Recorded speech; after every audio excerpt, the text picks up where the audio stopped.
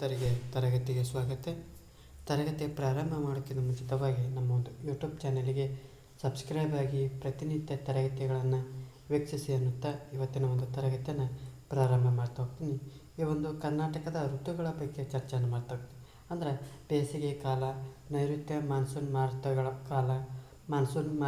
ನಿರ್ಗಮನ ಕಾಲ ಮತ್ತು ಚಳಿಗಾಲದ ಬಗ್ಗೆ ಈ ಒಂದು ತರಗತಿಯೊಳಗೆ ಸಂಪೂರ್ಣವಾಗಿ ಚರ್ಚೆಯನ್ನು ಮಾಡ್ತಾ ಹೋಗ್ತೀವಿ. ಈ ಕರ್ನಾಟಕದಲ್ಲಿ ಈ ಒಂದು ವಾಯುಗುಣದ ಒಂದು ಋತುಗಳನ್ನು 4 ವಿಭಾಗಗಳನ್ನಾಗಿ ವಿಂಗಡಣೆ ಮಾಡ್ತಾ ಹೋಗ್ತಾರೆ. ಯಾವ ರೀತಿಯಪ್ಪ ಅಂದ್ರೆ ಬೇಸಿಗೆ ಕಾಲ ಅಂದ್ರೆ ಕರ್ನಾಟಕದೊಳಗೆ ಬೇಸಿಗೆ ಕಾಲ ಯಾವ ತಿಂಗಳೊಳಗೆ ಇರ್ತೈತಪ್ಪ ಅಂದ್ರೆ ಮಾರ್ಚ್ ಟು ಮೇದ ಒಳಗೆ ಇರ್ತೈತಿ. ನೈಋತ್ಯ ಮಾನ್ಸೂನ್ ಮಾರುತಗಳ ಕಾಲ ಅಂದ್ರೆ ಮುಂಗಾರು ಮಳೆ ಏನು ಕರಿತಾವಲ್ಲ, ಜೂನ್ ಟು ಸೆಪ್ಟೆಂಬರ್ನೊಳಗೆ ನೋಡ್ತಾ ಹೋಗ್ತೀವಿ. ಮತ್ತು ಮಾನ್ಸೂನ್ ಮಾರುತಗಳ ನಿರ್ಗಮನ ಕಾಲ ಅಂದರೆ ಹಿಂಗಾರು ಮಳೆ ಅಂತ ಕರಿತಾವಲ್ಲ, ಅಕ್ಟೋಬರ್ ಟು ನವಂಬರ್ ಕರಿತಾ ಹೋಗ್ತೀವಿ. ಚಳಿಗಾಲವನ್ನು ಡಿಸೆಂಬರ್ ಟು ಫೆಬ್ರವರಿ ಅಂತಂದು ಫೆಬ್ರವರಿ ಒಳಗೆ ನೋಡ್ತಾವೆ. ಅಂದ್ರೆ ಈ ಕರ್ನಾಟಕದಲ್ಲಿ ಈ ವಾರ್ಷಿಕ ವಾಯುಗುಣವನ್ನು ಏನು ಮಾಡ್ತಾ ಹೋಗ್ತಾರಪ್ಪ ಅಂದ್ರೆ 4 ವಿಭಾಗಗಳಾಗಿ ವಿಂಗಡಣೆ ಮಾಡ್ತಾ ಹೋಗ್ತಾರೆ. ಅಂದ್ರೆ ಬೇಸಿಗೆ ಕಾಲಪ್ಪ ಅಂದ್ರೆ ಮಾರ್ಚ್ದಿಂದ ಮೇ ತಿಂಗಳವರೆಗೆ ಇರ್ತಾ ಹೋಗ್ತೈತಿ. ಮುಂಗಾರು ಮಳೆಯು ಜೂನ್ದಿಂದ ಸೆಪ್ಟೆಂಬರ್ ತಿಂಗಳವರೆಗೆ ಇರ್ತಾ ಹೋಗ್ತೈತಿ. ಹಿಂಗಾರು ಮಳೆಯು ಅಕ್ಟೋಬರ್ದಿಂದ ನವಂಬರ್ ತಿಂಗಳೊಳಗೆ ಇರ್ತೈತಿ. ಜೊತೆಗೆ ಚಳಿಗಾಲವು ಡಿಸೆಂಬರ್ ಮತ್ತು ಫೆಬ್ರವರಿ ಒಳಗೆ ಇರ್ತಾ ಹೋಗ್ತೈತಿ. ಹಾಗಾದ್ರೆ ಒಂದೊಂದೇ ಈ ಒಂದು ಕಾಲಗಳ ಬಗ್ಗೆ ಚರ್ಚೆ ಮಾಡಿ. ಮೊದಲನೇದು ಬೇಸಿಗೆ ಕಾಲದ ಬಗ್ಗೆ ಚರ್ಚೆ ಮಾಡ್ತೇವೆ. ಈ ಒಂದು ಕಾಲದಲ್ಲಿ ವಾಯುಗುಣ ಏನಾಗಿರ್ತದಪ್ಪ ಅಂದ್ರೆ ಅತಿ ಶಾಖವಾಗಿ ಇರ್ತಾ ಹೋಗ್ತೈತಿ, ಶುಷ್ಕವಾಗಿ ಇರ್ತಾ ಹೋಗ್ತೈತಿ. ಶುಷ್ಕ ಅಂದರೆ ಏನಪ್ಪ ಅಂದ್ರೆ ಒಣ, ಇದರ ವಿರುದ್ಧಾರ್ಥಕ ಪದ ಆರ್ದ್ರತ ಅಂತ ಅರ್ಥ. ಇದನ್ನು ಸಾಕಷ್ಟು ಬಾರಿ ಕೇಳ್ತಾ ಹೋಗಿಲ್ಲ. ಶುಷ್ಕ ಪದದ ವಿರುದ್ಧಾರ್ಥಕ ಪದದ ಪರಿ ಅಂತ ಕೇಳ್ತಾರೆ. ಶುಷ್ಕ ಅಂದರೆ ಒಣ ಮತ್ತು ಸೆಕೆಯಿಂದ ಕೂರ್ತಾ ಹೋಗ್ತದೆ. ಯಾವ ತಿಂಗಳೊಳಗೆ? ಬೇಸಿಗೆ ತಿಂಗಳೊಳಗೆ ನೋಡ್ತಾ ಹೋಗ್ತೀವಿ. ಮಾರ್ಚ್ ತಿಂಗಳ ಒಂದು ನಂತರದಲ್ಲಿ ರಾಜ್ಯಾದ್ಯಂತ ಏನು ಮಾಡ್ತಾ ಹೋಗ್ತಾವಪ್ಪ ಅಂದ್ರೆ ಉಷ್ಣಾಂಶವು ಏನಾಗ್ತೈತಪ್ಪ ಅಂದ್ರೆ ದಿನೇ ಹೆಚ್ಚಾಗುತ್ತಾ ಹೋಗ್ತಾ ಏಪ್ರಿಲ್ ಮತ್ತು ಮೇ ತಿಂಗಳೊಳಗೆ ಏನಾಗ್ತೈತಪ್ಪ ಅಂದ್ರೆ ಗರಿಷ್ಠ ಮಟ್ಟವನ್ನು ತಲುಪ್ತಾ ಹೋಗ್ತೈತಿ. ಈ ಒಂದು ಕರ್ನಾಟಕದೊಳಗೆ ಅತಿ ಹೆಚ್ಚು ಉಷ್ಣಾಂಶ ದಾಖಲಾಗ್ತಾ ಹೋಗ್ತೈತಿ. ಎಲ್ಲಪ್ಪ ಅಂದ್ರೆ ರಾಯಚೂರು ಜಿಲ್ಲೆಯೊಳಗೆ ಅತಿ ಹೆಚ್ಚು ಉಷ್ಣಾಂಶ ದಾಖಲಾಗುತ್ತದೆ. ಎಷ್ಟಪ್ಪ ಅಂದ್ರೆ 45.6 ಡಿಗ್ರಿ ಸೆಲ್ಸಿಯಸ್ ಉಷ್ಣಾಂಶ ದಾಖಲಾಗುವುದರಿಂದ ರಾಯಚೂರು ಜಿಲ್ಲೆಯನ್ನು ಅತಿ ಹೆಚ್ಚು ಉಷ್ಣಾಂಶ ದಾಖಲಿಸುವ ಒಂದು ಪ್ರದೇಶವನ್ನು ಕರಿತಾ ಹೋಗ್ತೀವಿ. ಈ ಒಂದು ಉತ್ತರ ಮೈದಾನದ ಇತರ ಜಿಲ್ಲೆಗಳಲ್ಲೂ ಕೂಡ ಉಷ್ಣಾಂಶ ಅತಿ ಹೆಚ್ಚಾಗಿ ಕಂಡು ಬರ್ತಾ ಹೋಗ್ತೈತಿ. ಒಟ್ಟಿನಲ್ಲಿ ಈ ಒಂದು ಅವಧಿಯೊಳಗೆ ಏನಾಗ್ತಪ್ಪ ಅಂದರೆ ಇಡೀ ಕರ್ನಾಟಕ ಏನಾಗ್ತದಪ್ಪ ಅಧಿಕ ಶಾಖದಿಂದ ಕೂಡಿರ್ತೈತಿ. ಅಂದ್ರೆ ಉತ್ತರ ಮೈದಾನದ ಒಂದು ಆರ್ದ್ರತೆಯ ಪ್ರಮಾಣ ದಕ್ಷಿಣ ಮೈದಾನಕ್ಕಿಂತ ಕಡಿಮೆ ಇರ್ತಾ ಹೋಗ್ತದೆ. ಅಂದ್ರೆ ಈ ಒಂದು ತೇವಾಂಶ ಏನು ಮಾಡ್ತಾ ಹೋಗ್ತದಪ್ಪ ಅಂದ್ರೆ ಈ ದಕ್ಷಿಣ ಮೈದಾನಕ್ಕಿಂತ ಉತ್ತರದ ಒಂದು ಮೈದಾನ ಕಡಿಮೆ ಆಗಿರೋದನ್ನು ಕಾಣ್ತಾ ಹೋಗ್ತೀವಿ. ಅಂದ್ರೆ ಬೇಸಿಗೆಯೊಳಗೆ ಈ ಒಂದು ಅಧಿಕ ಬಾಷ್ಪೀಭವನ ಅಂದ್ರೆ ಬಾಷ್ಪೀಕರಣ ಅಂದ್ರೆ ಈ ಒಂದು ಮಳೆ ಏನಾಗ್ತದಪ್ಪ ಮಳೆ ಮೋಡಗಳು ನಿರ್ಮಾಣ ಆಗೋದನ್ನು ಕಾಣ್ತಾ ಹೋಗ್ತದೆ. ಅಂದರೆ ಈ ಅಧಿಕ ಒಂದು ಒತ್ತಡ ಎಲ್ಲಿ ಬೇಸಿಗೆ ಸಂದರ್ಭದೊಳಗೆ ಅಧಿಕ ಒಂದು ಒತ್ತಡ ಆಗೋದ್ರಿಂದ ಬಾಷ್ಪೀಭವನದಿಂದ ಈ ಮಳೆ ಮೋಡಗಳು ನಿರ್ಮಾಣವಾಗಿ ಆ ಗುಡುಗು ಮಿಂಚು ಸಿಡಿಲುಗಳು ಆ ಅಬ್ಬರದಿಂದ ಏನಾಗ್ತೈತಪ್ಪ ಅಂದ್ರೆ ಒಂದು ಪರಿಸರಣ ಮಳೆ ಆಗೋದನ್ನು ಕಾಣ್ತಾ ಹೋಗ್ತದೆ. ಈ ಪರಿಸರಣ ಮಳೆ ಯಾವಾಗ ಆಗ್ತೈತಪ್ಪ ಅಂದ್ರೆ ಈ ಒಂದು ಬೇಸಿಗೆ ಸಂದರ್ಭದಲ್ಲಿ ಆಗ್ತಾ ಹೋಗ್ತದೆ. ಎಲ್ಲಿಯಪ್ಪ ಅಂದ್ರೆ ಸಮಭಾಜಕ ವೃತ್ತದ ಒಂದು ಪ್ರದೇಶದೊಳಗೆ ಆಗ್ತಾ ಹೋಗ್ತದೆ. ಈ ಸಮಭಾಜಕ ವೃತ್ತದೊಳಗೆ ಯಾಕೆ ಅಲ್ಲೇ ಒಂದು ಪರಿಸರಣ ಮಳೆ ಆಗ್ತದಪ್ಪ ಅಂದ್ರೆ ಅತಿ ಹೆಚ್ಚು ಸೂರ್ಯನ ಕಿರಣಗಳು ಬೀಳ್ತಾ ಹೋಗ್ತದೆ ಮತ್ತು ಅತಿ ಹೆಚ್ಚು ಉಷ್ಣಾಂಶವನ್ನು ದಾಖಲಾಗುವಂಥ ಪ್ರದೇಶವಾಗಿರೋದ್ರಿಂದ ಈ ಒಂದು ಪ್ರದೇಶದೊಳಗೆ ಪರಿಸರಣ ಮಳೆಗಳು ಆಗ್ತಾ ಹೋಗ್ತದೆ. ಕೆಲವೊಂದು ಕಡೆಗೆ ಆಲಿಕಲ್ಲು ಮಳೆ ಆಗೋದನ್ನು ಕಾಣ್ತಾ ಹೋಗ್ತೀವಿ. ಇದು ಯಾವ ಸಂದರ್ಭದೊಳಗೆ ಆಗ್ತಾ ಹೋಗ್ತದಪ್ಪ ಅಂದ್ರೆ ಜಾಸ್ತಿ ಮಧ್ಯಾಹ್ನದ ಒಂದು ಸಂದರ್ಭದೊಳಗೆ ಮಳೆ ಆಗ್ತಾ ಹೋಗ್ತೈತಿ. ಈ ಒಂದು ಸಂದರ್ಭದಲ್ಲಿ ಬೇಸಿಗೆ ಸಂದರ್ಭದಲ್ಲಿ ಕಾಫಿ ಗಿಡಗಳು ಹೂ ಬಿಡೋದ್ರಿಂದ ಇದನ್ನು ಏನಂತ ಹೇಳ್ತಾ ಹೋಗ್ತಾರೆ, ಕಾಫಿ ಹೂ ಮಳೆ ಅಂತ ಕರಿತಾ ಹೋಗ್ತಾರೆ. ಜೊತೆಗೆ ಇದು ಮಾವಿನ ಫಸಲು ಬರೋದ್ರಿಂದ ಏನಾಗ್ತಾ ಹೋಗ್ತಾರಪ್ಪ ಅಂದ್ರೆ ಮಾವಿನ ಒಯ್ಲು ಅಂತಂದು ಕರಿತಾ ಹೋಗ್ತಾರೆ. ಅಂದರೆ ಈ ಒಂದು ಬೇಸಿಗೆ ಸಂದರ್ಭದೊಳಗೆ ಈ ಒಂದು ವಾರ್ಷಿಕ ಒಟ್ಟು ಮಳೆಯಲ್ಲಿ ಎಷ್ಟು ನೋಡ್ತಾ ಹೋಗ್ತಪ್ಪ ಅಂದ್ರೆ 7% ನೋಡ್ತಾ ಹೋಗ್ತೀವಿ. ಅಂದ್ರೆ ಈ ಒಂದು ಬೇಸಿಗೆ ಒಂದು ಕಾಲದೊಳಗೆ ವಾರ್ಷಿಕ ಒಂದು ಮಳೆಯ ಪ್ರಮಾಣ ಎಷ್ಟಪ್ಪ ಅಂದ್ರೆ 7% ಮಳೆಯನ್ನು ನೋಡ್ತಾ ಹೋಗ್ತೀವಿ. ಅಂದರೆ ಈ ಒಂದು ಮಳೆ ಬೀಳುವುದರಿಂದ ಪರಿಸರ ಮಳೆ ಬೀಳುವುದರಿಂದ ಈ ಒಂದು ಸಂದರ್ಭದೊಳಗೆ ಕಾಫಿ ಹೂ ಬಿಡ್ತಾ ಹೋಗ್ತದೆ. ಹಾಗಾಗಿ ಕಾಫಿ ಹೂ ಮಳೆ ಅಂತ ಕರಿತಾ ಹೋಗ್ತಾರೆ. ಮಾವಿನ ಫಸಲು ಬಂದಿರ್ತೈತೆ, ಹಾಗಾಗಿ ಮಾವಿನ ಒಯ್ಲು ಅಂತಂದು ಕರಿತಾ ಹೋಗ್ತಾರೆ. ತದನಂತರ ನೋಡ್ತಾ ಹೋಗೋಣ. ಎರಡನೇದು ನೈಋತ್ಯ ಮಾನ್ಸೂನ್ ಮಾರುತಗಳ ಕಾಲ ಅಥವಾ ಮುಂಗಾರು ಮಳೆಗಾಲ ಅಂತಂದು ಕರಿತಾ ಹೋಗ್ತಾರೆ. ಯಾವ ರೀತಿ ಅಂತ ನೋಡೋದಾದ್ರೆ ಇದನ್ನು ನೈಋತ್ಯ ಮಾನ್ಸೂನ್ ಮಾರುತಗಳ ಕಾಲ ಅಂತ ಕರಿತಾವೆ. ಯಾಕಪ್ಪ ಅಂದ್ರೆ ಈ ಒಂದು ಅರಬ್ಬಿ ಸಮುದ್ರದ ಮೂಲಕ ಏನು ಮಾಡ್ತಾ ಹೋಗ್ತಪ್ಪ ಅಂದ್ರೆ ತೇವಾಂಶ ಭರಿತವಂಥ ಮಾರುತಗಳು ಏನು ಮಾಡ್ತಾ ಹೋಗ್ತಪ್ಪ ಅಂದ್ರೆ ಈ ಪಶ್ಚಿಮ ಘಟ್ಟಗಳು ಏನು ಮಾಡ್ತಾ ಹೋಗ್ತಪ್ಪ ಅಂದ್ರೆ ತಡೆದು ಅಧಿಕ ಮಳೆಯನ್ನು ಸುರಿಸ್ತಾ ಹೋಗ್ತವೆ. ಈ ಒಂದು ಅಧಿಕ ಪಶ್ಚಿಮ ಘಟ್ಟಗಳು ಸುರಿಸಿದಂಥ ಮಳೆ ಈ ಪೂರ್ವದ ಕಡೆಗೆ ಹೋದಂತೆ ಏನಾಗ್ತೈತಪ್ಪ ಅಂದ್ರೆ ಈ ಒಂದು ಮಳೆಯ ಪ್ರಮಾಣ ಕಡಿಮೆ ಆಗ್ತೈತಿ. ಹಾಗಾಗಿ ಈ ಒಂದು ಪೂರ್ವದ ಮೈದಾನವನ್ನು ಅಂತ ಕರೀತಾರೆ ಅಂದ್ರೆ ಮಳೆ ನೆರಳಿನ ಪ್ರದೇಶ ಅಂತ ಕರೀತಾರೆ. ಯಾವ ಪ್ರದೇಶ ಕರೀತಾರೆ? ಮಳೆ ನೆರಳಿನ ಪ್ರದೇಶ ಅಂತ ಕರಿತಾ ಹೋಗ್ತಾರೆ. ಹಾಗಾಗಿ ಈ ಒಂದು ಶಿವಮೊಗ್ಗ ಜಿಲ್ಲೆಯೊಳಗೆ ಶಿವಮೊಗ್ಗ ಜಿಲ್ಲೆಯೊಳಗೆ ಆಗುಂಬೆ ಎಂಬ ಪ್ರದೇಶದೊಳಗೆ ಅಧಿಕ ಮಳೆ ಬೀಳುವಂಥ ಪ್ರದೇಶ ಅಂದರೆ ಕರ್ನಾಟಕದ ಅತಿ ಹೆಚ್ಚು ಮಳೆ ಆಗುವ ಪ್ರದೇಶ ಯಾವುದಪ್ಪ ಅಂದ್ರೆ ಆಗುಂಬೆ ಒಂದು ಪ್ರದೇಶದೊಳಗೆ ಆಗ್ತಾ ಹೋಗ್ತೈತಿ. ಇದನ್ನ ಏನಂತ ಕರೀತಾರಪ್ಪ ಅಂದ್ರೆ ದಕ್ಷಿಣದ ಒಂದು ಚಿರಾಪುಂಜಿ ಅಂತಂದು ಕರೀತಾರೆ. ಕರ್ನಾಟಕದ ಒಂದು ದಕ್ಷಿಣದ ಚಿರಾಪುಂಜಿ ಅಂತ ಯಾಕೆ ಕರೀತಾರಪ್ಪ ಅಂದ್ರೆ ಆಗುಂಬೆಯನ್ನು ಕರಿತಾ ಹೋಗ್ತಾರೆ. ಜೊತೆಗೆ ಈ ಆಗುಂಬೆ ಅಲ್ಲದೆ ಕೂಡ ಭಾಗಮಂಡಲ ಮತ್ತು ಹುಲಿಕಲ್ಲುಗಳಲ್ಲಿ ಕೂಡ ಅಧಿಕ ಒಂದು ಮಳೆ ಪಡೆಯುವಂಥ ಸ್ಥಳಗಳಾಗಿರ್ತಾ ಹೋಗ್ತವೆ. ಹಾಗಾದ್ರೆ ಅತಿ ಕಡಿಮೆ ಮಳೆ ಎಲ್ಲಾಗ್ತದಪ್ಪ ಅಂದ್ರೆ ಆ ಒಂದು ಚಿತ್ರದುರ್ಗ ಜಿಲ್ಲೆಯ ಚಳ್ಳಕೆರೆ ತಾಲೂಕಿನ ನಾಯಕನಹಟ್ಟಿ ಅಂತಂದು ಆ ಒಂದು ಪ್ರದೇಶದೊಳಗೆ ಕರ್ನಾಟಕದ ಅತಿ ಕಡಿಮೆ ಮಳೆ ಆಗುವ ಪ್ರದೇಶ ಯಾವುದಪ್ಪ ಅಂದ್ರೆ ಚಿತ್ರದುರ್ಗ ಜಿಲ್ಲೆಯ ಚಳ್ಳಕೆರೆ ತಾಲೂಕಿನ ನಾಯಕನಹಟ್ಟಿಯ ಒಂದು ಗ್ರಾಮದಲ್ಲಿ ನೋಡ್ತಾ ಹೋಗ್ತೇವೆ.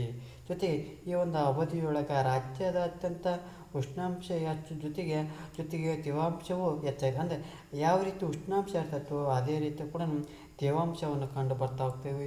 ಈ ಒಂದು ಋತುಮಾನದೊಳಗೆ ರಾಜ್ಯದ ಒಂದು ವಾರ್ಷಿಕ ಒಂದು ಮಳೆಯ ಪ್ರಮಾಣ ಎಷ್ಟಪ್ಪ ಅಂದ್ರೆ 80% ಮಳೆಯು ಈ ಒಂದು ಕಾಲದೊಳಗೆ ಕಾಣ್ತಾ ಹೋಗ್ತೀವಿ. ಅಂದರೆ 7% ಎಲ್ಲಿ ನೋಡ್ತಾ ಹೋಗ್ತೇವಪ್ಪ ಅಂದ್ರೆ ಬೇಸಿಗೆ ಕಾಲದೊಳಗೆ, 80% ನೈಋತ್ಯ ಮಾನ್ಸೂನ್ ಮಾರುತಗಳ ಕಾಲದೊಳಗೆ ನೋಡ್ತಾ ಹೋಗ್ತೀವಿ.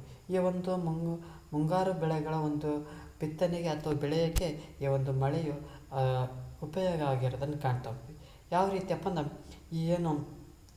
ಈ ನೈಋತ್ಯ ಮಾನ್ಸೂನುಗಳು ಏನು ಮಾಡ್ತಾ ಹೋಗ್ತಪ್ಪ ಅಂದ್ರೆ ಈ ಅರಬ್ಬಿ ಸಮುದ್ರದ ಮೂಲಕ ಏನು ಮಾಡ್ತಾ ಹೋಗ್ತಪ್ಪ ಅಂದ್ರೆ ಪೂರ್ವದ ಕಡೆಗೆ ಹೋದಂತೆ ಈ ಒಂದು ಪಶ್ಚಿಮ ಘಟ್ಟಗಳು ಏನು ಮಾಡ್ತಾ ಹೋಗ್ತಪ್ಪ ಅಂದ್ರೆ ಈ ಒಂದು ಮಾರುತಗಳನ್ನು ತಡೆ ಹಿಡಿದು ಅಧಿಕ ಒಂದು ಮಳೆಯನ್ನು ಸುರಿಸ್ತಾ ಹೋಗ್ತವೆ. ಈ ಒಂದು ಅಧಿಕ ಮಳೆಯನ್ನು ಸುರಿಸಿದಂಥ ಸಂದರ್ಭದೊಳಗೆ ಈ ಪೂರ್ವದಕ್ಕೆ ಹೋದಂತೆ ಮಳೆಯ ಒಂದು ಪ್ರಮಾಣ ಏನಾಗ್ತೈತಪ್ಪ ಅಂದ್ರೆ ಕಡಿಮೆ ಆಗ್ತಾ ಹೋಗ್ತೈತೆ. ಅಂದರೆ ಈ ರೀತಿ ಈ ಮಳೆಯ ಒಂದು ಪ್ರಮಾಣ ಏನಾಗ್ತೈತಪ್ಪ ಅಂದ್ರೆ ಕಡಿಮೆ ಆಗ್ತಾ ಹೋಗ್ತೈತಿ. ಹಾಗಾಗಿ ಈ ಒಂದು ಪ್ರದೇಶದ ಏನಾಗ್ತಾ ಹೋಗ್ತದಪ್ಪ ಅಂದ್ರೆ ಮಳೆಯ ಒಂದು ಪ್ರಮಾಣ ಕಡಿಮೆ ಆಗೋದು ಕಾಣ್ತಾ ಹೋಗ್ತದೆ. ಯಾಕಪ್ಪ ಅಂದರೆ ಇಲ್ಲಿ ಅದೇ ಈ ಮೋಡಗಳು ಏನು ಮಾಡ್ತಾ ಹೋಗ್ತಪ್ಪ ಈ ಪಶ್ಚಿಮ ಘಟ್ಟಗಳು ತಡೆದು ಮಳೆಯನ್ನು ಸುರಿಸ್ತಾವೆ. ಹಾಗಾಗಿ ಈ ಒಂದು ಪ್ರದೇಶವನ್ನು ಏನಂತ ಕರಿತಪ್ಪ ಅಂದ್ರೆ ಮಳೆ ನೆರಳಿನ ಪ್ರದೇಶವನ್ನು ಕಾಣ್ತಾ ಹೋಗ್ತೀವಿ. ಈ ಒಂದು ಮಾನ್ಸೂನ್ ಮಾರುತಗಳು ಏನು ಮಾಡ್ತಾ ಹೋಗ್ತಪ್ಪ ಅಂದ್ರೆ ಮುಂಗಾರು ಬೆಳೆಗಳ ಒಂದು ಬೇಸಾಯಕ್ಕೆ ಉಪಯುಕ್ತವಾದಂಥ ಅಂಶವನ್ನು ಕಾಣ್ತಾ ಹೋಗ್ತೀವಿ.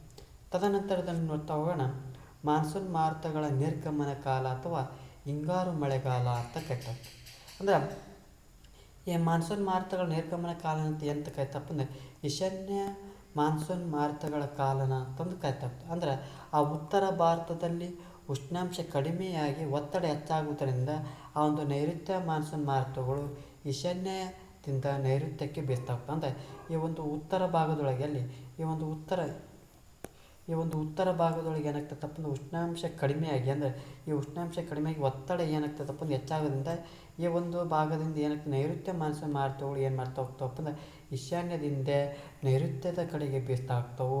ಅಂದರೆ ಈ ಭೂಭಾಗದಿಂದ ಬೀಸುವಂಥ ಈ ಮಾರುತಗಳು ಯಾವುದೇ ರೀತಿಯ ಮಳೆತನ ಯಾಕಪ್ಪ ಅಂದರೆ ಏನು ಏಷ್ಯಾ ಖಂಡದ ಉತ್ತರ ಭಾಗ ಹೋದಪ್ಪ ಅಂದ್ರೆ ಎಲ್ಲ ಒಂದು ಭೂಭಾಗವನ್ನು ಕಾಣ್ತಾ ಹೋಗ್ತದೆ. ಹಾಗಾಗಿ ಈ ಒಂದು ಭಾಗದಿಂದ ಯಾವುದೇ ರೀತಿಯಂಥ ಜಾಸ್ತಿ ಮಳೆ ತರಂಗಿಲ್ಲ. ಆದರೆ ನೈಋತ್ಯ ಮಾರುತಗಳು ಅತಿ ಹೆಚ್ಚು ಮಳೆ ಅಂತ ಯಾಕಪ್ಪ ಸಮುದ್ರದ ಒಂದು ಭಾಗದಿಂದ ಉದ್ಭವ ಆಗ್ತಾ ಹೋಗ್ತವೆ. ಹಾಗಾಗಿ ಈ ಒಂದು ನೈಋತ್ಯ ಮಾನ್ಸೂನ್ ಮಾರುತಗಳು ಅತಿ ಹೆಚ್ಚು ಮಳೆ ತರ್ತಾ ಹೋಗ್ತವೆ. ಆದರೆ ಈಶಾನ್ಯ ಮಾರುತಗಳು ಮಳೆಯನ್ನು ತರಂಗಿಲ್ಲ. ಆದರೆ ಬಂಗಾಳ ಕೊಲ್ಲಿಯಿಂದ ಏನು ಮಾಡ್ತಾ ಹೋಗ್ತವೆ ಅಂತ ಬೀಸುವಂಥ ದಕ್ಷಿಣದ ಒಂದು ಮೈದಾನದ ಜಿಲ್ಲೆಗಳಿಗೆ ಸ್ವಲ್ಪ ಮಳೆ ಆಗ್ತೈತೆ. ಅಂದರೆ ಈ ಒಂದು ತಮಿಳುನಾಡು ಅಂತ ಏನು ಕರಿತಾವಲ್ಲ ಈ ಒಂದು ಬಂಗಾಳ ಕೊಲ್ಲಿಯಿಂದ ಬೀಸುವಂಥ ಏನು ಮಾರುತ ಇರ್ತೈತಲ್ಲ ಅದೊಂದು ದಕ್ಷಿಣದ ಒಂದು ಕೆಲವು ಜಿಲ್ಲೆಗಳಿಗೆ ಏನಾಗ್ತೈತಪ್ಪ ಅಂದ್ರೆ ಮಳೆ ಆಗ್ತಾ ಹೋಗ್ತೈತಿ. ಅಂದರೆ ಆ ಬಂಗಾಳ ಕೊಲ್ಲಿಯಲ್ಲಾಗುವಂಥ ಚಂಡಮಾರುತದ ಒಂದು ಪ್ರಭಾವದಿಂದ ಈ ಒಂದು ಚಂಡಮಾರುತದ ಪ್ರಭಾವದಿಂದ ನವಂಬರ್ ಡಿಸೆಂಬರ್ ತಿಂಗಳೊಳಗೆ ಏನಾಗ್ತೈತಪ್ಪ ಅಂದ್ರೆ ಮಳೆ ಆಗ್ತಾ ಹೋಗ್ತೈತಿ. ಈ ಒಂದು ಮಾನ್ಸೂನ್ ಮಾರುತಗಳ ನಿರ್ಗಮನ ಕಾಲ ಎಷ್ಟು ಪ್ರಮಾಣ ಮಳೆ ಬರ್ತಾ ಹೋಗ್ತದಪ್ಪ ಅಂದ್ರೆ 12% ಮಳೆಯನ್ನು ತರ್ತಾ ಹೋಗ್ತೈತಿ. ಈ ಒಂದು ಅವಧಿಯೊಳಗೆ ಹವಾಮಾನವು ಯಾವ ರೀತಿ ಇರ್ತದಪ್ಪ ಅಂದ್ರೆ ಅನಿಶ್ಚಿತವಾದಂಥ ರೀತಿಯೊಳಗೆ ನೋಡ್ತಾ ಹೋಗ್ತದೆ. ಅಂದ್ರೆ ಒಟ್ಟಾರೆ ಒಂದು ಮಳೆಯ ಒಂದು ಪ್ರಮಾಣ ನೋಡಿದ್ರೆ 12% ನೋಡ್ತಾ ಹೋಗ್ತೀವಿ. ಬೇಸಿಗೆಯೊಳಗೆ 7%, ಮಳೆಗಾಲ ಅಂದರೆ ಮುಂಗಾರು ಮಳೆಯೊಳಗೆ 80%, 12% ಏನು ನೋಡ್ತಾ ಹೋಗ್ತಪ್ಪ ಅಂದ್ರೆ ಹಿಂಗಾರು ಮಳೆಗಾಲದೊಳಗೆ ನೋಡ್ತಾ ಹೋಗ್ತೀವಿ. ಮುಂದುವರೆದು ನೋಡ್ತಾ ಹೋಗೋಣ. ಯಾವ ರೀತಿಯಪ್ಪ ಅಂದ್ರೆ ಈಗ ಹೇಳಿದ ಯಾವುದೇ ನೈಋತ್ಯ ಮಾನ್ಸೂನ್ ಮಾರುತಗಳು ಈ ರೀತಿ ಬೀಸ್ತಾ ಹೋಗ್ತವೆ. ಆದರೆ ಈಶಾನ್ಯ ಮಾರುತಗಳು ಈ ಒಂದು ಉತ್ತರ ಭಾಗದಲ್ಲಿ ಉಷ್ಣಾಂಶ ಕಡಿಮೆಯಾಗಿ ಒತ್ತಡ ಏರೋದ್ರಿಂದ ಏನು ಮಾಡ್ತಾ ಹೋಗ್ತಪ್ಪ ಅಂದ್ರೆ ಈಶಾನ್ಯದಿಂದ ನೈಋತ್ಯದ ಕಡೆಗೆ ಬೀಸ್ತಾ ಹೋಗ್ತವೆ. ಬೀಸುವಂಥ ಈ ಮಾರುತಗಳು ಯಾವುದೇ ರೀತಿಯಾದಂಥ ಮಳೆಯನ್ನು ತರಂಗಿಲ್ಲ. ಆದರೆ ಈ ಸೈಡ್ ಏನು ಪಶ್ಚಿಮ ಬಂಗಾಳ ಅಂತ ಕರಿತಾವಲ್ಲ ಆ ಬಂಗಾಳ ಕೊಲ್ಲಿಯನ್ನು ಬರುವಂಥ ಚಂಡಮಾರುತದ ಪ್ರಭಾವದಿಂದ ಈ ಒಂದು ದಕ್ಷಿಣ ಭಾಗದ ಕಡೆಗೆ ಏನಾಗ್ತದಪ್ಪ ಅಂದರೆ ಕೆಲವು ಮಳೆ ಆಗುತ್ತೆ. ಅಂದರೆ ನವಂಬರ್ ಮತ್ತು ಡಿಸೆಂಬರ್ ತಿಂಗಳೊಳಗೆ ಕೆಲವೊಂದು ಜಿಲ್ಲೆಗಳಲ್ಲಿ ಮಳೆ ಆಗೋದನ್ನು ಕಾಣ್ತವೆ. ಈ ಒಂದು ನೈಋತ್ಯ ಮಾನ್ಸೂನ್ ಮಾರುತಗಳ ನಿರ್ಗಮನ ಕಾರಣ ಏನು ಆಯ್ತಲ್ಲ, ಇದು ಆ ಒಂದು ಹವಾಮಾನವು ಅನಿಶ್ಚಿತ ರೀತಿಯಲ್ಲಿ ಕಾಣ್ತಾ ಹೋಗ್ತದೆ. ಈ ಒಂದು ಅವಧಿಯೊಳಗೆ ಏನು ಮಾಡ್ತಾ ಹೋಗ್ತಪ್ಪ ಅಂದ್ರೆ ರಾಬಿ ಬೆಳೆಗಳ ಒಂದು ವ್ಯವಸಾಯಕ್ಕೆ ಉಪಯುಕ್ತವಾಗಿರೋದನ್ನು ಕಾಣ್ತಾ ಹೋಗ್ತೀವಿ. ನಂತರದಲ್ಲಿ ನೋಡ್ತಾ ಹೋಗೋಣ ಚಳಿಗಾಲದ ಬಗ್ಗೆ ನೋಡ್ತಾ ಹೋಗೋಣ. ಅಂದರೆ ಈ ಕಾಲದೊಳಗೆ ಕಡಿಮೆ ಉಷ್ಣಾಂಶ, ಕಡಿಮೆ ಆರ್ದ್ರತೆ ಅಂದರೆ ಕಡಿಮೆ ತೇವಾಂಶ, ಮಳೆಯು ಕಡಿಮೆ ಮತ್ತು ತಿಳಿಯಾದಂಥ ಆಕಾಶವುಳ್ಳಂಥ ಹವಾಗುಣ ಇರ್ತೈತಿ. ಯಾವ ಒಂದು ಸಂದರ್ಭದೊಳಗೆ ಚಳಿಗಾಲದೊಳಗೆ ಕಡಿಮೆ ಉಷ್ಣಾಂಶ ನೋಡ್ತಾ ಹೋಗ್ತೀವಿ, ಕಡಿಮೆ ಆರ್ದ್ರತೆ ನೋಡ್ತಾ ಹೋಗ್ತೀವಿ, ಮಳೆಯು ಕಡಿಮೆ ಮತ್ತು ತಿಳಿಯಾದ ಆಕಾಶವುಳ್ಳಂಥ ಹವಾಗುಣವನ್ನು ನೋಡ್ತಾ ಹೋಗ್ತೀವಿ. ಅಂದರೆ ಸರಾಸರಿ ಈ ಒಂದು ಚಳಿಗಾಲದೊಳಗೆ 25ರಿಂದ 27 ಡಿಗ್ರಿ ಸೆಲ್ಸಿಯಸ್ ಉಷ್ಣಾಂಶವನ್ನು ಕಾಣ್ತಾ ಹೋಗ್ತೀವಿ. ಅಂದ್ರೆ ಈ ಜನವರಿ ತಿಂಗಳೊಳಗೆ ಅತಿ ಕಡಿಮೆ ಉಷ್ಣಾಂಶ ದಾಖಲಾಗೋದ್ರಿಂದ ಈ ಒಂದು ತಿಂಗಳನ್ನು ಏನು ಮಾಡ್ತಾ ಹೋಗ್ತಪ್ಪ ಅಂದ್ರೆ ಕರ್ನಾಟಕದ ಪ್ರವಾಸ ಮಾವಾಸ ಅಂತ ಕರಿತಾ ಹೋಗ್ತದೆ. ಅಂದ್ರೆ ಈ ಜನವರಿ ತಿಂಗಳೊಳಗೆ ಅತಿ ಕಡಿಮೆ ಉಷ್ಣಾಂಶ ದಾಖಲಾಗ್ತಾ ಹೋಗ್ತೈತಿ. ಈ ಒಂದು ಸಂದರ್ಭದೊಳಗೆ ಏನು ಮಾಡ್ತಾ ಹೋಗ್ತಾರಪ್ಪ ಅಂದ್ರೆ ಈ ಒಂದು ತಿಂಗಳನ್ನು ಕರ್ನಾಟಕದ ಪ್ರವಾಸ ಮಾಸ ಅಂತ ಕರಿತಾ ಹೋಗ್ತಾರೆ. ಜೊತೆಗೆ ಕರ್ನಾಟಕದಲ್ಲಿ ಅತಿ ಕಡಿಮೆ ಉಷ್ಣಾಂಶವನ್ನು ದಾಖಲಿಸಿರುವ ಪ್ರದೇಶ ಯಾವುದಪ್ಪ ಅಂದ್ರೆ ಬೀದರ್ ಜಿಲ್ಲೆ ಆಗ್ತದೆ. ಅಂದ್ರೆ ಕರ್ನಾಟಕದೊಳಗೆ ಅತಿ ಕಡಿಮೆ ಉಷ್ಣಾಂಶ ಎಲ್ಲಿ ದಾಖಲಾಗೈತಪ್ಪ ಅಂದ್ರೆ ಬೀದರ್ ಜಿಲ್ಲೆಯೊಳಗೆ ಕಾಣ್ತಾ ಹೋಗ್ತೀವಿ. ಜೊತೆಗೆ ಈ ಚಳಿಗಾಲದೊಳಗೆ ಮಳೆಯ ಹಂಚಿಕೆ ಏನಾಗ್ತದಪ್ಪ ಅಂದ್ರೆ ಕಡಿಮೆ ಆಗಿರೋದನ್ನು ಕಾಣ್ತಾ ಹೋಗ್ತೀವಿ. ಅಂದರೆ ಈ ರಾಜ್ಯದ ಒಂದು ವಾರ್ಷಿಕ ಒಂದು ಮಳೆಯ ಪ್ರಮಾಣ ಎಷ್ಟಪ್ಪ ಅಂದ್ರೆ 1% ನೋಡ್ತಾ ಹೋಗ್ತೀವಿ. ಒಮ್ಮೊಮ್ಮೆ ಅದು ಪ್ರಾತಃ ಕಾಲದಲ್ಲಿ ಕವಳವನ್ನು ಕಂಡು ಬರ್ತಾ ಹೋಗ್ತೀವಿ. ಅಂದ್ರೆ ಈ ಒಂದು ಚಳಿಗಾಲದೊಳಗೆ ಒಟ್ಟಾರೆಯಾಗಿ ಈ ಒಂದು ಮಳೆಯ ಪ್ರಮಾಣ ಏನಪ್ಪ ಅಂದ್ರೆ 1% ನೋಡ್ತಾ ಹೋಗ್ತೀವಿ. ಬೇಸಿಗೆಯೊಳಗೆ 7%, ಮುಂಗಾರು ಮಳೆಯೊಳಗೆ 80%, ಹಿಂಗಾರು ಮಳೆಯೊಳಗೆ 12%, ಜೊತೆಗೆ 1% ಎಲ್ಲಿ ನೋಡ್ತಾ ಹೋಗ್ತಪ್ಪ ಅಂದ್ರೆ ಚಳಿಗಾಲದೊಳಗೆ ಒಟ್ಟು 100% ನೋಡ್ತಾ ಹೋಗ್ತೀವಿ. 80 ಅಂದರೆ 7, 18, 19, 20 ಅಂದ್ರೆ ಒಟ್ಟಾರೆಯಾಗಿ 100% ಮಳೆ. ಇದು ಬೇಸಿಗೆ ಕಾಲದೊಳಗೆ 7%, ಮಳೆಗಾಲದೊಳಗೆ 80%, ಹಿಂಗಾರು ಮಳೆಗಾಲದೊಳಗೆ 12%, ಚಳಿಗಾಲದೊಳಗೆ 7% ನೋಡ್ತಾ ಹೋಗ್ತೀವಿ. ಹಾಗಾದರೆ ಈ ಒಂದು ಮಳೆಯ ಹಂಚಿಕೆ ಜಾಸ್ತಿ ಎಲ್ಲಿ ನೋಡ್ತಾ ಹೋಗ್ತಪ್ಪ ಅಂದ್ರೆ ಮಲೆನಾಡು ಮತ್ತು ಕರಾವಳಿ ಭಾಗಗಳಲ್ಲಿ ಅಧಿಕ ಮಳೆ ಪಡೆಯುವಂಥ ಪ್ರದೇಶಗಳು ಕಾಣ್ತಾ ಹೋಗ್ತೀವಿ. ಆದರೆ ಪೂರ್ವ ಭಾಗದೊಳಗೆ ಮೈದಾನಗಳು ಏನು ಮಾಡ್ತಾ ಹೋಗ್ತಪ್ಪ ಅಂದ್ರೆ ಕಡಿಮೆ ಮಳೆ ಪಡೆಯುವಂಥ ಪ್ರದೇಶಗಳು ಆಗ್ತಾ ಹೋಗ್ತವೆ. ಅಕಾಲಿಕ ಮತ್ತು ಅಸಮಾನ ಮಳೆಯ ಒಂದು ಹಂಚಿಕೆಯಿಂದ ರಾಜ್ಯದಲ್ಲಿ ಏನಾಗ್ತಾ ಹೋಗ್ತದಪ್ಪ ಅಂದ್ರೆ ಬರಗಾಲ ಮತ್ತು ಪ್ರವಾಹಗಳು ಸಂಭವ ಆಗೋದನ್ನು ಕಾಣ್ತಾ ಹೋಗ್ತೀವಿ. ಇದಿಷ್ಟು ಏನಪ್ಪ ಅಂದ್ರೆ ಕರ್ನಾಟಕದ ಋತುಮಾನಗಳ ಬಗ್ಗೆ ಸಂಪೂರ್ಣವಾಗಿ ಚರ್ಚೆಯನ್ನು ಮಾಡಿದ್ವಿ. ಈ ಒಂದು ತರಗತಿ ಇಷ್ಟ ಆದರೆ ನಮ್ಮೊಂದು ಯೂಟ್ಯೂಬ್ ಚಾನಲಿಗೆ ಸಬ್ಸ್ಕ್ರೈಬ್ ಆಗಿ ಹಾಗೂ ಈ ಒಂದು ತರಗತಿ ಇಷ್ಟ ಆದರೆ ಲೈಕ್ ಮಾಡಿ, ಇಲ್ಲದಿದ್ದರೆ ಡಿಸ್ಲೈಕ್ ಮಾಡಿ. ಏನಾದರೂ ದೋಷಗಳು ಮತ್ತು ನಿಮ್ಮೊಂದು ಅಭಿಪ್ರಾಯಗಳನ್ನು ಕಮೆಂಟ್ ಬಾಕ್ಸ್ನ ಮೂಲಕ ತಿಳಿಸಿ ಅನ್ನುತ್ತಾ ಇವತ್ತಿನ ಒಂದು ತರಗತಿಯನ್ನು ಮುಗಿಸ್ತಾ ಇದ್ದೀನಿ. ಎಲ್ಲರಿಗೂ ಧನ್ಯವಾದಗಳು.